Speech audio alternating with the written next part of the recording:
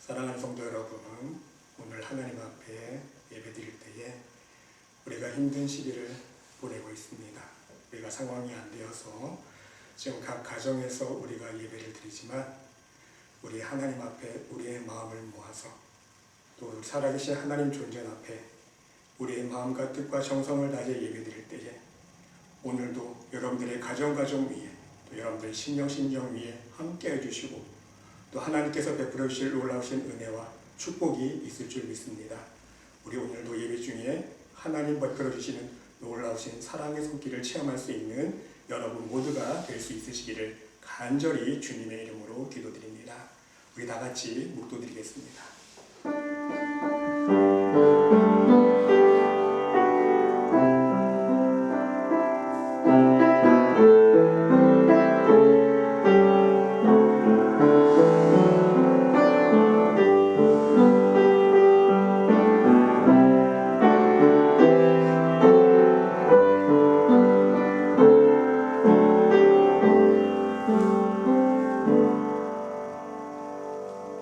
전능하사 천지를 만드신 하나님 아버지를 내가 믿사오며 그 외아들 우리 주 예수 그리스도를 믿사오니 이는 성령으로 잉태하사 동정녀 마리아에게서 나시고 본디오 빌라도에게 고난을 받으사 십자가에 못 박혀 죽으시고 장사한 지 사흘 만에 죽은 자 가운데서 다시 살아나시며 하늘에 오르사 전능하신 하나님 우편에 앉아 계시다가 저리로서 산자와 죽은 자를 심판하러 오시리라. 성령을 믿사오며 거룩한 공예와 성도가 서로 교통하는 것과 죄를 사하여 주시는 것과 몸이 다시 사는 것과 영원히 사는 것을 믿사옵나이다. 아멘. 우리 다 같이 찬송가 36장 찬양드리겠습니다.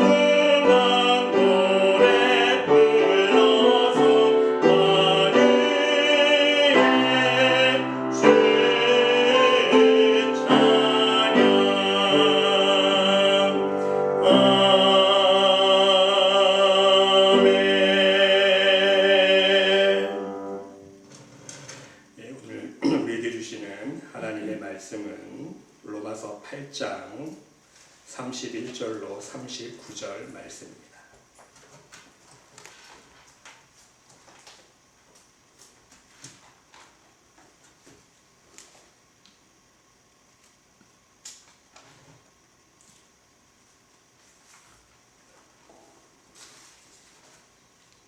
로마서 8장 31절로 39절 말씀 우리 다 같이 한 목소리로 함께 봉독하겠습니다. 그런즉 이 일에 대하여 우리가 무슨 말하리요? 만일 하나님이 우리를 위하시면 누가 우리를 대적하리요? 자기 아들을 아끼지 아니하시고 우리 모든 사람을 위하여 내주시니가 어찌 그 아들과 함께 모든 것을 우리에게 주시지 아니하겠느냐? 누가 능히 하나님께서 택하신 자들을 고발하리요? 의롭다 하신 이는 하나님이시니 누가 정죄하리요? 죽으실 뿐 아니라 다시 살아나신 이는 그리스도 예수시니 그는 하나님 우편에 계신 자요 우리를 위하여 간구하시는 자시니라. 누가 우리를 그리스도의 사랑에서 끊으리요? 환난이나 공고나 박해나 기근이나 적신이나 위험이나 칼이랴. 기록된 바 우리가 종일 주를 위하여 죽임을 당하게 되며 도살당할 양같이 여김을 받았나이다 함과 같으니라. 그러나 이 모든 일에 우리를 사랑하시는 이로 말미암아 우리가 넉넉히 이기느니라. 내가 확신하노니 사망이나 생명이나 천사들이나 권세자들이나 현재이나 장래이나 능력이나 높음이나 깊음이나 다른 어떤 피조물이라도 우리를 우리 주 그리스도 예수 안에 있는 하나님의 사랑에서 끊을 수 없으리라. 아멘. 잠시 기도드리겠습니다. 하나님, 이 시간 주의 음성 듣는 시간 되기를 원합니다. 우리의 마음을 문을 활짝 열어주시고 이 세상에 대한 근심과 염려, 모든 두려운 마음들 하나님의 사랑으로 녹여주시고 하나님의 능력의 말씀이 우리 속에서 역사하여 주시사 우리 속사람이 강건하게 되어지며 오직 믿음으로 무장하며 말씀 가운데 거하며 하나님 주시는 음성을 들으며 그 음성의 능력으로 말미암아 이 세상을 담대하게 살아나갈 수 있는 천국 백성들 될 수 있도록 축복하여 주시옵소서. 오늘 함께 말씀을 나눌 때에 성령 하나님께서 임재하여 주시사 말씀을 듣는 자나 전하는 자 함께하여 주시옵시고 오직 성령 충만한 역사가 있게 하여 주시옵소서. 하나님께서 함께 줄 믿사오며 이 모든 말씀 예수 그리스도의 이름으로 감사드리며 기도드리옵나이다. 아멘. 할렐루야. 사랑하는 성도 여러분, 오늘도 함께 예배드리시는 여러분들의 심령 위에 또 여러분들의 가정 위에 우리 하나님의 놀라우신 사랑과 은혜와 평강과 축복이 충만히 넘치시기를 간절히 주님의 이름으로 축원드립니다. 여러분, 우리는 신앙생활을 잘 하다가 어려운 일을 만나게 되면 너무 쉽게 하나님을 원망하는 사람들을 찾아볼 수 있습니다. 예를 들어서 뜻하지 않은 일로 사업에 실패를 하게 되고 또한 자신의 원과 뜻대로 되지 아니하고 자신의 원치 않았지만 자신의 건강까지 잃어서 병원에 입원까지 하게 된 사람이 있다고 한번 생각해 보시기 바랍니다. 이러한 경우에 대부분 사람들은요, 무엇 때문에 하나님은 나에게 이러한 고통과 고난을 주시는지 이해할 수 없다고 이야기를 합니다. 나보다도 더 불성실하게 신앙생활하고 있는 사람들도 많은데 왜 하필이면 나에게 이런 고통을 주시는지 하나님만 원망하고 자신의 상황에 절망하는 사람들이 많이 있다는 사실입니다. 여러분, 우리는 이러한 상황을 있게 하신 하나님의 뜻과 사랑을 진정 깨달을 수 있어야 합니다. 나에게 진정 믿음이 있다면, 나에게 진정 하나님께 대한 사랑하는 마음이 있다면 나에게 일어난 일들과 상황은요, 모두 하나님의 사랑의 역사이기 때문인 것입니다. 하나님의 사랑인 거예요. 믿음이 있는 자에게는요, 저주가 아니라 하나님의 사랑입니다. 절대 불변의 조건이 하나 있는데 그게 믿음이에요. 믿음이 없는 사람에게는 안 좋은 일이 일어나면 그것이 재앙일 수 있고 심판일 수 있고 저주일 수 있지만 하나님을 믿는 믿음이 있는 사람에게는요, 절대로 저주가 아니라 하나님의 사랑의 역사라는 말씀인 것입니다. 그리고 문제는요, 하나님께서 괜히 그러한 어려움을 골탕 먹이기 위해서 주시지 않는다는 사실입니다. 모든 원인이 나에게 있는 것입니다. 내가 문제입니다. 이것을 깨닫게 되는 순간 모든 것이 하나님의 은혜요, 하나님의 사랑이라는 사실을 알게 되고 다시금 하나님의 사랑과 축복의 손길로 인도해 주시는 은혜를 깨닫게 되고 경험할 수 있다는 말씀인 것입니다. 그렇습니다, 여러분. 실패의 원인이 있다면 그것은 분명 나의 욕심 때문입니다. 근심의 원인이 있다면 그것은 내가 하나님을 진실되게 믿지 못했기 때문입니다. 내가 하나님의 뜻이 아닌 세상 것을 선택했다면 그것은 내가 생각이 너무 복잡했기 때문이에요. 세상의 정욕으로만 가득 차 있었다는 증거 아닙니까? 내 마음속에 불안의 요소가 있다면 그것은 내 안에 거짓이 있었기 때문입니다. 내가 남을 속이거나 내가 거짓말을 했기 때문에 내 마음이 불안한 거 아닙니까? 나에게 죽도록 미워하는 사람이 있다면 그것은 내 안에 있는 자존심을 내려놓지 못했기 때문인 것입니다. 우리가 깊이 묵상해보면, 깊이 한번 곰곰이 생각해보면 모든 문제의 원인이 나에게 있음을, 그것을 내가 깨닫지 못하고 인정하지 않았기 때문이라는 말씀인 것입니다. 그래서 때로는 환경을 원망하기도 합니다. 사람을 원망하기도 합니다. 심지어 하나님까지 원망한다는 사실입니다. 여러분, 우리의 신앙생활도 마찬가지입니다. 우리가 그처럼 믿음을 강구하면서도 내 안에 믿음의 열매가 없다면 그것은 다른 사람 책임이 아닙니다. 하나님 책임이 아니에요. 우리 마음속 깊이 자리 잡고 있는 바로 내 교만과 내 욕심 때문이라는 말씀입니다. 하나님보다 세상을 향한 갈급함이 넘쳤기 때문이에요. 그래서 여러분, 우리의 인생과 신앙생활 속에서 하나님을 믿는다는 사실은요, 너무너무 중요합니다. 믿음은 어떤 의미에서는요, 생명보다 더 귀한 것임을 우리는 깨달을 수 있어야 한다는 것입니다. 하나님을 믿는다는 것보다 더 소중한 것은 없다는 사실인 것입니다. 왜입니까? 오직 믿음이 있을 때에 우리는 영원한 생명을 얻을 수 있기 때문입니다. 영원한 생명은요, 그 어떤 것으로도 얻을 수 없고요, 오직 믿음으로만 얻을 수 있는 것이기 때문인 것입니다. 여러분, 이러한 이유 때문에 하나님은요, 하나님을 믿는 믿음보다 자꾸만 세상을 향해 눈길을 빼앗기는 사람들에게, 하나님 말씀에 순종하는 삶보다 자꾸만 세상의 불의를 쫓아가는 사람들에게, 하나님 나라와 하나님을 믿는 것을 최우선에 두지 아니하고 항상 하나님을 3순위, 4순위에 미루고 또한 믿어도 좋고 안 믿어도 좋고 그만인 것처럼 살아가는 사람들에게 하나님을 진실하게 믿도록 깨우쳐 주시고 훈련시켜 주시고 바로 인도해 주신다는 사실인 것입니다. 이것이 바로 우리를 향하신 하나님 아버지의 사랑의 손길이라는 것입니다.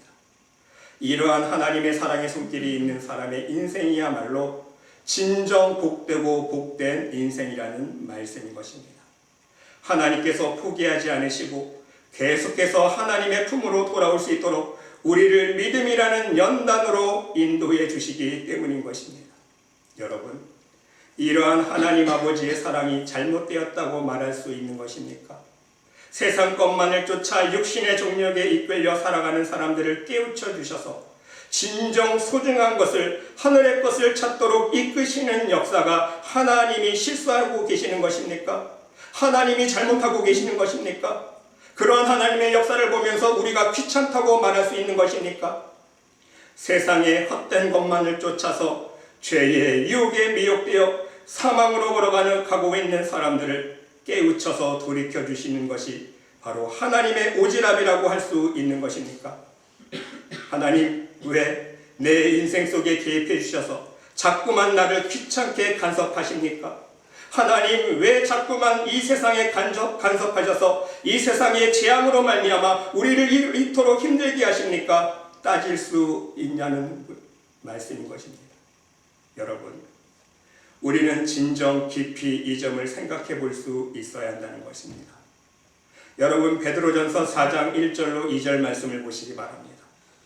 그리스도께서 이미 육체의 고난을 받으셨으니 너희도 같은 마음으로 갑옷을 삼으라. 이는 육체의 고난을 받는 자는 죄를 그쳤음이니 그 후로는 다시 사람의 정욕을 따르지 않고 하나님의 뜻을 따라 육체의 남은 때를 살게 하려 함이라. 여러분, 분명하게 기록되어 있지 않습니까? 분명하게 말씀하고 있습니다. 무엇을요?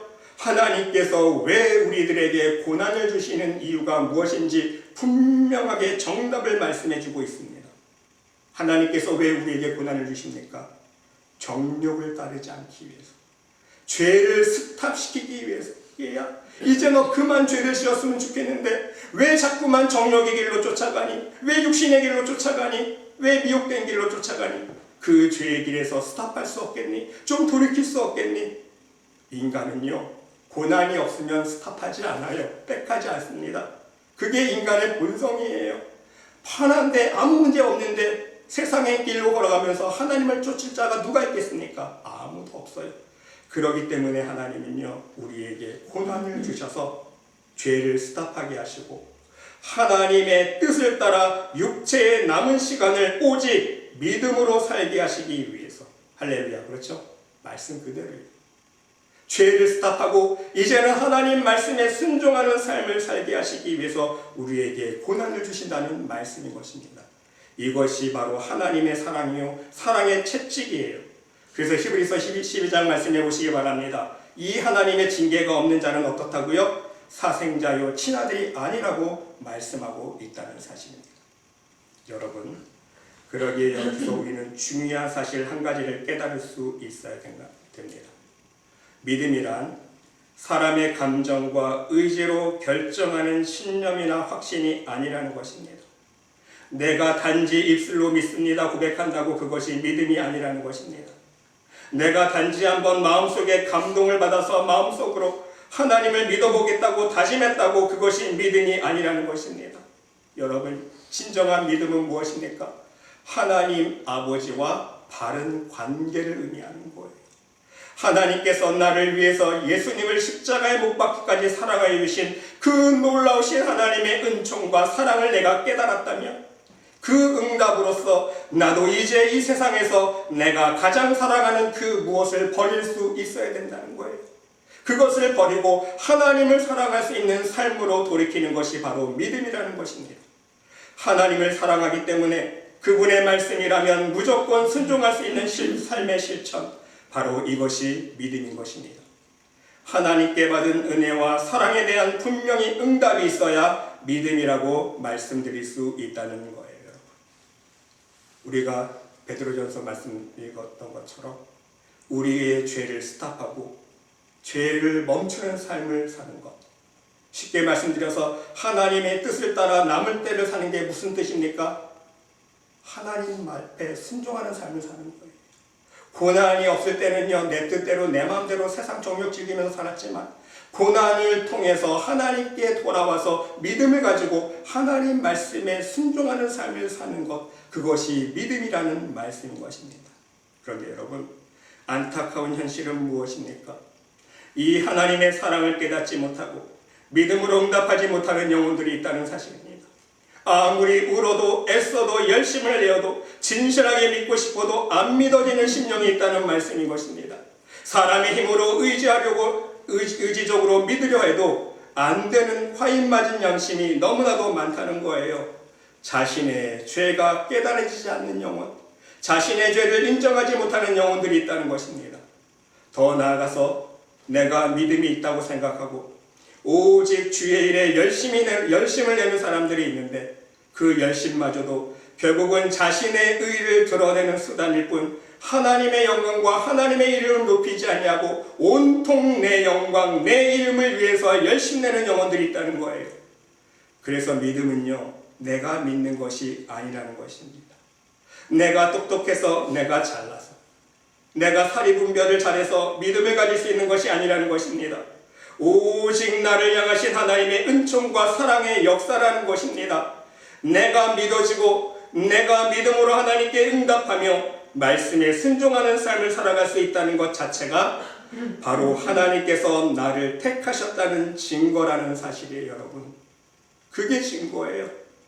내가 하나님이 믿어지는 것, 내가 그 하나님의 말씀을 믿고 하나님의 말씀을 들을 때마다 죄책감이 느껴지고 회개하는 심령이 들어지고 내가 이렇게 살면 안 되지, 이렇게 살면 안 되지, 하나님 말씀에 순종하는 삶을 살아야지, 자꾸만 십자가만을 바라보게 되어지고 하나님 말씀에 쳐서 복종시키려 하신 그 마음의 심령이 있을 때에 그 심령 자체가 하나님께서 나를 택하여 주셨다는 증거라는 말씀인 것입니다.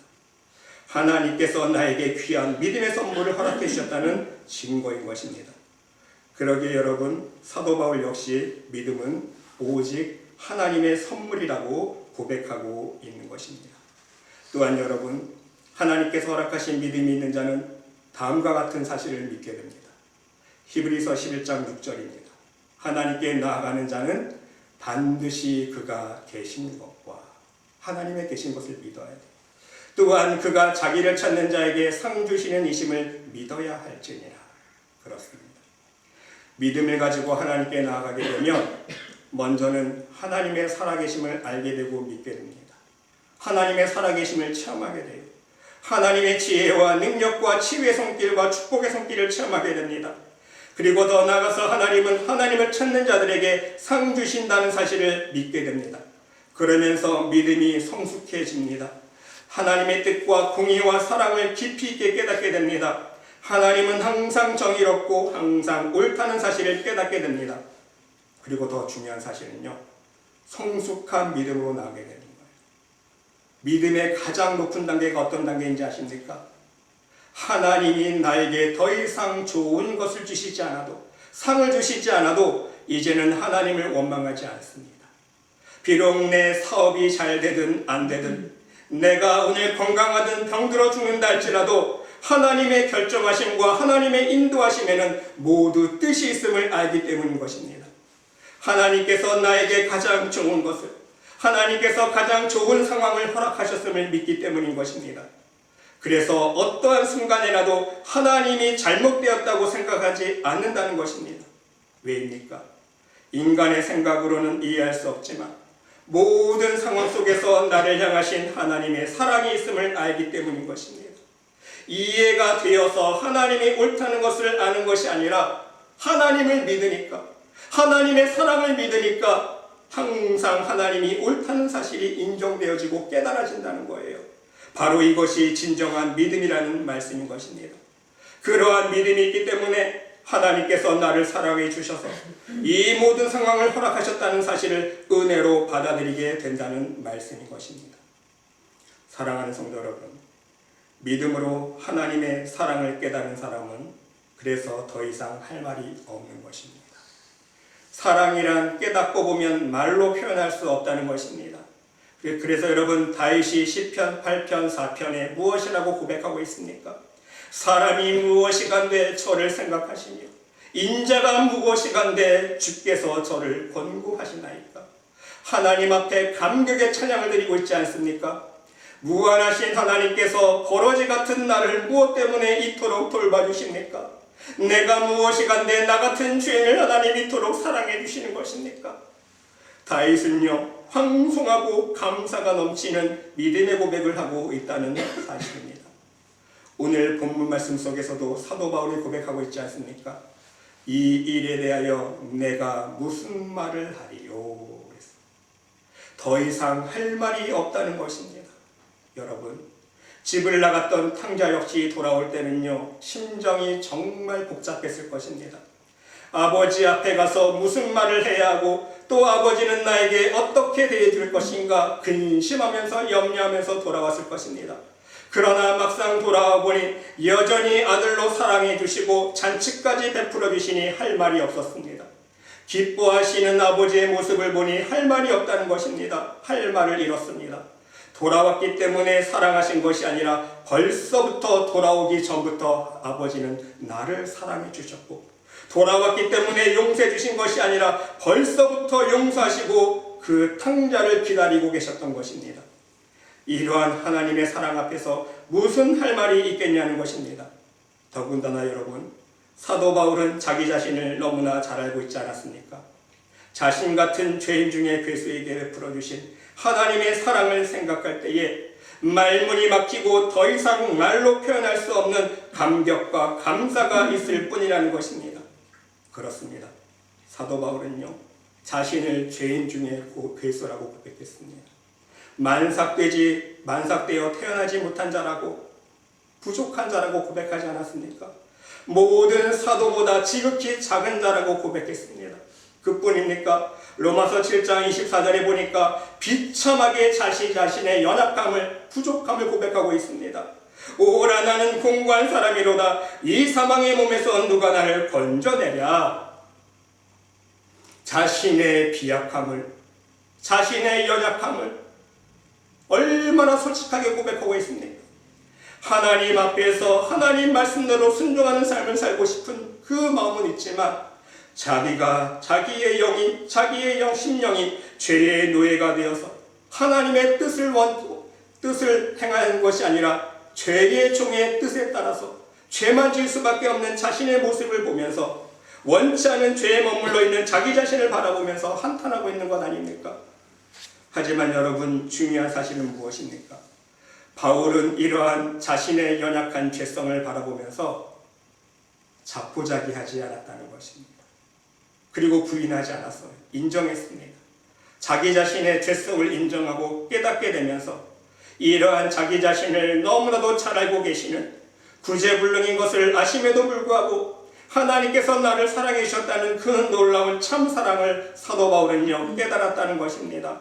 심지어 내가 알지 못할 때부터, 창세전부터 하나님은 나를 사랑해 주셨고 택해 주셨다는 고백을 하고 있는 거 아닙니까? 죄인 되었을 때도 하나님은 나를 사랑해 주셨고 하나님과 원수 되었을 때에도 사랑해 주셨다고 고백하고 있는 것입니다. 그래서 이렇게 주님을 만나게 하시고 믿음의 사람으로 복음의 증인으로 세워주시네 감사드리면서 사도 바울은 하나님 앞에 할 말이 없다고 고백하고 있다는 것입니다. 그렇습니다. 이제 예수 그리스도를 믿는 믿음 안에서 생각해 보니 내가 하나님을 선택해서 쫓은 것이 아니라 하나님께서 먼저 나를 선택해 주셨다는 것이 깨닫게 되는 것. 내가 하나님을 사랑한 것이 아니라 하나님이 먼저 나를 사랑해 주셨다는 사실이 깨달아졌다는 것입니다. 내가 내 믿음이 거꾸로 가고 있을 때에 하나님이 나를 진정 진리와 생명의 길로 돌이켜 주셨다는 사실을 깨닫게 되었다는 사실입니다. 이것이 진정 은혜 받은 사람의 믿음의 고백이라는 말씀인 것입니다. 이것이 사도 바울이 말하고 있는 하나님의 예정인 것입니다. 믿음으로 보니 예수 그리스도 안에서, 믿음 안에서 하나님을 바라보니 모든 것이 하나님의 섭리 속에 있었다는 것입니다. 우리를 향하신 하나님의 예정이라는 거예요. 여러분, 예정은요 기계적인 예정이 아니에요. 착각하지 마세요. 몇 시 몇 분에 나는 이렇게 될 것이고, 나는 1년 후에 이렇게 될 것이고, 10년 후에는 이렇게 될 것이고, 그것이 예정이 아니에요. 하나님의 예정은 무슨 뜻입니까? 하나님과 우리 사이의 사랑의 관계, 믿음의 관계 속에서의 예정입니다. 각 사람에 따라서 그래서 모든 예정이 틀린 거예요. 왜입니까? 모든 사람마다 믿음의 정도가 틀려요. 심지어 믿음의 정도가 틀린 것뿐만 아니라 그 사람의 성격과 인격이 모두 다 틀립니다. 이 모든 것을 아시는 하나님은요, 우리 각 사람에게 향하신 예정이 다 틀려요. A라는 사람에게는요, 하나님은 이렇게 인도해 주셔서 구원으로 인도해 주시고, 또 B라는 사람은 이런 다른 방법으로 사용해 주셔서 또 하나님의 구원의 길로 인도해 주시고, 우리를 구원으로 이끌어 가시는 하나님의 은혜가 바로 하나님의 예정이라는 사실인 것입니다. 믿음의 관계 안에서, 사랑의 관계 안에서, 바로 사도 바울이 서신서에서 언급하고 있는 것처럼 항상 예수 그리스도 안에서, 믿음 안에서 고백하고 있잖아요. 하나님 믿음 안에서 하나님께서 나를 향하신 예정이 있다는 거예요. 하나님은 그 예정을 이끌어 가시는 거예요. 나를 구원으로 이끌어 주시는 하나님의 손길, 그것이 바로 예정인 거예요. 내가 믿음이 있을 때, 하나님 앞에서 믿음의 관계가 유지되어 있을 때, 여러분.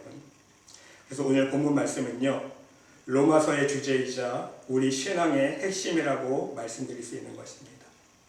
하나님의 불꽃 같은 눈동자로 모든 사람의 심령을 살피시고 그 많은 영혼들 가운데에, 그 많은 죄인들 가운데서 하나님의 자녀들을 택해 주시고 믿음이라는 선물을 주셔서 의롭게 하신 하나님의 놀라우신 사랑을 말씀하고 있다는 것입니다. 그렇습니다. 이제 예수님을 믿는 믿음 안에 있는 영혼은요, 더 이상 죄인 취급을 하지 않으신다는 것입니다.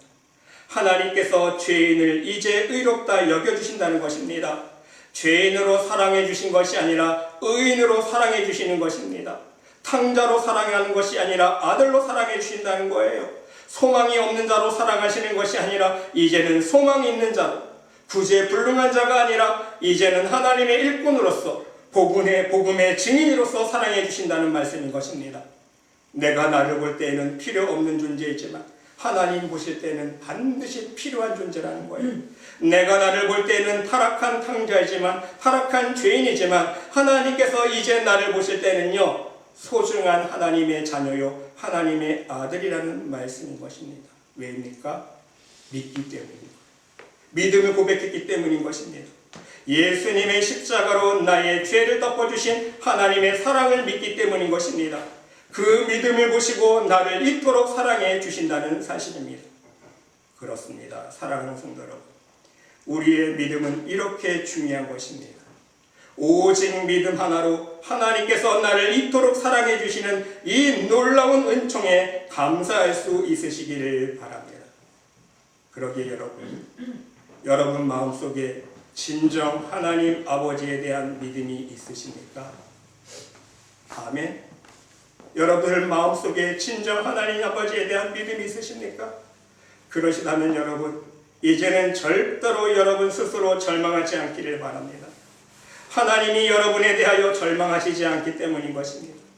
여러분 스스로 이제는 필요 없는 존재라고 낭망하지 않기를 바랍니다. 하나님께서 여러분을 복음의 도구로 필요로 하고 계시기 때문인 것입니다. 여러분 이제는 여러분 스스로 나는 버려진 존재라고 피해하지 않기를 바랍니다.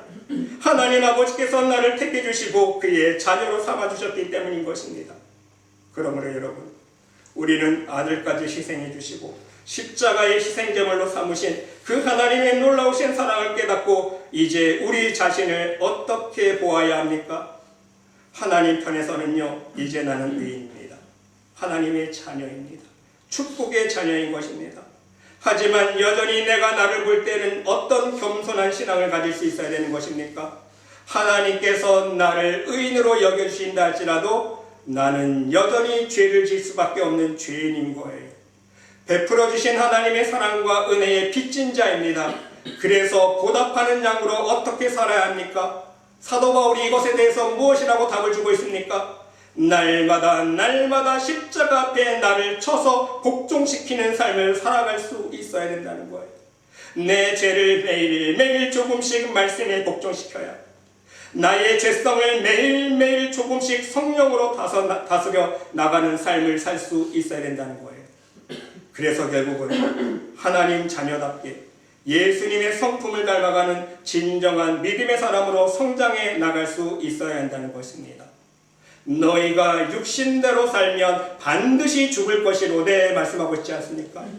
여전히 죄 가운데 미혹되어 살면요, 우리는 반드시 죽을 사망의 존재라는 거예요. 하지만 영으로서 몸의 행실을 죽이면 살리니 하나님의 성령의 도우심으로 말미암아 하나님의 말씀의 능력으로 힘을 얻어서 우리의 몸의 행실과 우리의 죄성과 싸워서 십자가 앞에 날마다 죽이는 삶을 살려고 노력하면 그것이 바로 영생으로 가는 비결이라는 거예요.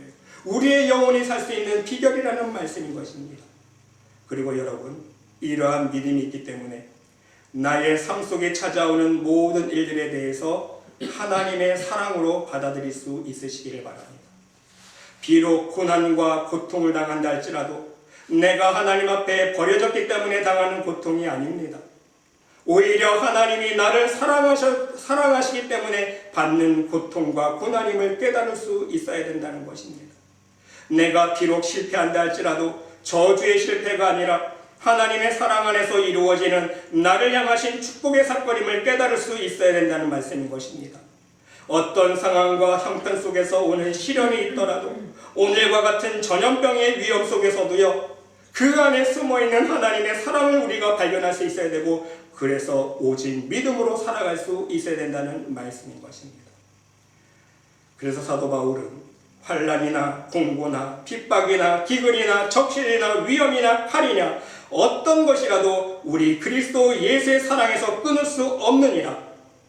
바로 어떤 환경 속에서도 하나님의 사랑을 부정할 수 없다고 고백하고 있는 것입니다. 이것이 위대한 사도 바울의 믿음의 고백이라는 말씀인 것입니다. 여러분, 어느 집사님의 고백이 있습니다. 간증이에요. 이 집사님은요, 정말 부유하게 살았습니다. 그런데 어느 순간에 자기가 가진 재산을 다 탕진하고 거기다가 자기의 건강까지 잃어버리게 되어서 이제 곧 하나님 앞에 서게 된 어느 집사님이 실제로 계셨습니다. 그러면서 그 집사님이 고백을 합니다. 목사님, 만일 하나님께서 나에게 이러한 고난을 주시지 않았더라면 저는 지금과 같은 믿음의 고백을 할 수 없는 사람입니다. 내가 가진 물질과 건강으로 더욱 죄만 짓다가 지옥으로 갔을 것입니다. 목사님, 제가 옛날에 잘 나갔을 때에 그 많은 재산을 가지고 얼마나 방탕한 생활을 했는지 목사님은 모르실 거예요. 하나님만 아십니다. 하지만 지금 생각을 해보니 하나님께서 정말 나를 사랑해 주신 것이 맞습니다. 내 손안에 있는 재산과 건강 모두 가져가시고 대신에 나에게 이렇게 믿음을 주시지 않았습니까? 나에게 천국을 주시고 영생을 주시기 위해서 나에게 믿음을 주셨다는 거예요. 그러니 목사님, 내가 정말 복받은 사람입니다. 이렇게 고백하는 여러분, 그렇습니다. 우리도 어떤 우리의 삶의 환경 속에서도 내가 받은 하나님의 사랑에 대해서는요, 결코 의심하지 않아야 하는 것입니다. 모든 것이 하나님의 은혜요 사랑이기 때문인 것입니다. 이것을 깨닫는 것이 참 믿음이라는 말씀인 것입니다. 사도 바울은 바로 이러한 하나님의 사랑을 말하고 있고 그 사랑의 바른 믿음의 응답이 무엇인지 우리들에게 가르쳐주고 있는 것입니다. 사랑하는 성도 여러분, 부디 오늘 말씀을 마음속에 기억하시면서 오늘 이 순간부터는 진정 믿음의 사람으로서 여러분의 삶을 하루하루 오직 믿음으로 살아갈 수 있으시기를 바랍니다.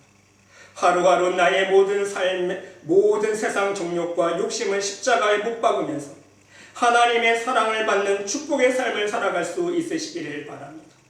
설령 나의 삶 속에 환난과 권고와 박해와 기근과 적신과 삶의 모든 위협들이 찾아온다 할지라도, 지금 우리의 현실이 아무리 힘든 상황에 있다 할지라도, 전염병의 위험 속에 있다 할지라도 이제 아무 문제될 것이 없다는 사실을 기억하고 명심할 수 있으시기를 바랍니다. 우리 안에 하나님 베풀어 주신 사랑에 대한 믿음이 있다면 이미 우리의 모든 삶은 축복 그 자체이기 때문인 것입니다. 하나님께서 우리에게 허락하신 베스트 웨이, 가장 좋은 길, 가장 바른 길, 생명의 길이기 때문인 것입니다. 왜입니까? 나를 천국문으로 인도하시고자 계획하신 하나님의 사랑의 손길이기 때문인 것입니다. 우리 모두가 하나님의 예정 속에 우리를 구원하시고자 하는 하나님의 예정 속에 우리가 있기 때문인 것입니다. 그러기에 사랑하는 성도 여러분, 매일 매 순간마다 하나님께 오직 감사와 찬양과 영광을 올려드리며 여러분의 신앙의 여정을 오직 끝까지 믿음으로 승리하며 나갈 수 있는 하나님의 복된 천국 백성들이 모두 될 수 있으시기를 간절히 주님의 이름으로 축원드립니다. 다 같이 기도드립시다. 하나님, 감사드립니다. 이 어둠과 죄악된 세상 속에서 죄의 늪에 빠져 죽을 우리들을 사랑하여 주셔서 하나님 보내주신 예수 그리스도의 십자가를 믿게 하시고 그 믿음으로 하나님의 놀라우신 은혜와 사랑과 축복을 경험하며 살아갈 수 있도록 인도하여 주신 은혜에 감사와 찬양과 영광을 올려드립니다. 하나님 앞에 믿음 안에서 은혜 받은 자로서 지금 우리가 당하고 있는 삶의 질고와 세상의 유혹들을 믿음으로 승리하게 하시고 특히 전염병 때문에 두려워하는 연약한 하나님의 자녀들의 심령을 강건케 하여 주시고 오직 하나님의 전능하신 능력의 손길만을 의지하며 하늘의 소망을 품고 주님 주시는 평강을 누리며 하루하루 감사함으로 살아갈 수 있도록 은혜 베풀어 주시옵소서. 우리를 반드시 가장 좋은 생명과 축복의 길로 인도하여 주시는 하나님 아버지의 사랑의 손길을 날마다 고백하며 체험할 수 있는 믿음의 백성들이 될 수 있도록 인도하여 주시옵소서. 오늘도 하나님 앞에 예배드릴 때에 진정 감사한 마음으로 우리의 마음의 예물을 드리는 손길과 그 심령과 가정을 축복하여 주시고, 우리의 하루하루의 삶이 진정 하나님 기뻐하시는 거룩한 산 제물이 될 수 있도록 우리의 삶의 예배를 주장하여 주시고, 그 예배를 통해 영광받아 주시옵소서. 또한 이 시간 드려진 예물이 오직 하나님 모르는 영혼들을 구원하며 예수 그리스도의 이름이 증거되어지는 장소에 쓰일 수 있도록 인도하여 주시옵소서. 말씀의 모든 가정들을 축복하여 주시고, 모든 심령이 오직 주님의 크신 사랑과 능력의 손길을 날마다 체험하며 천국 복음을 증거하며 살아갈 수 있는 복음의 증인 될 수 있도록 축복하여 주시옵소서. 이 모든 말씀 예수 그리스도의 이름으로 감사드리며 기도드리옵나이다. 아멘.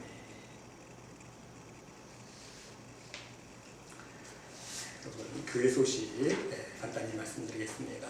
여러분 잘 알고 있듯이 지금 미국뿐만 아니라 전 세계적으로 혼란한 시기를, 어려운 시기를 우리가 함께 겪고 있습니다.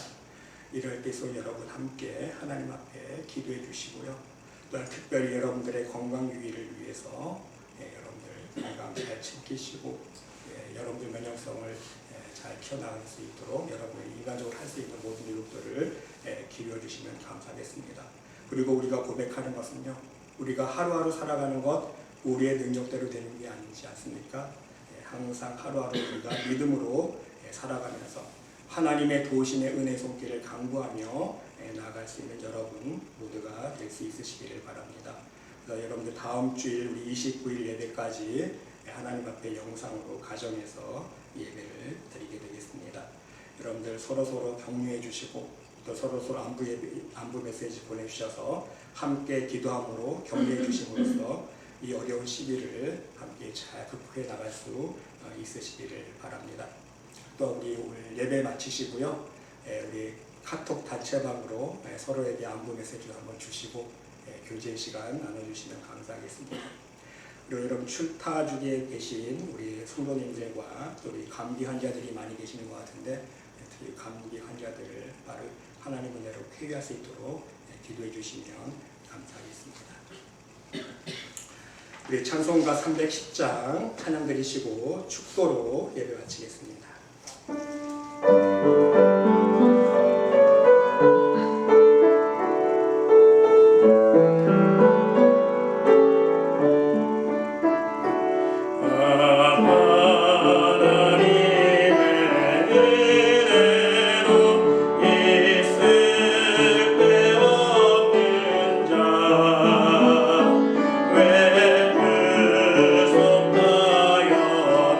죄든지 나